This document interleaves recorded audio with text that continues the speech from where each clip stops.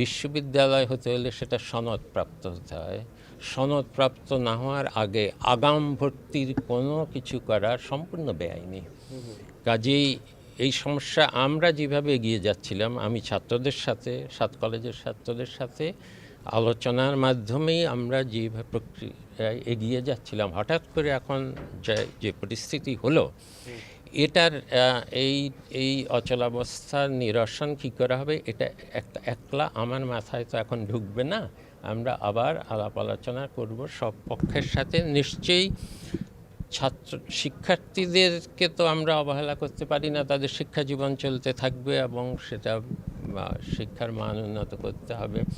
এখন যেই পরিস্থিতি দাঁড়িয়েছে, আমাকে যদি বলা হয় যে আমি কতদিনের মধ্যে কি করে ফেলবো, সেটা আমি তো জানতে পারবো না। আমার একার মাথায় তো এই বুদ্ধি এখন আসবে না, কারণ আমি এর জন্য প্রস্তুত ছিলাম না। ঢাকা বিশ্ববিদ্যালয় যেই ঘোষণা দিয়েছে, এটা আমার সাথে আলোচনা করে তার ঘোষণা দেয়নি।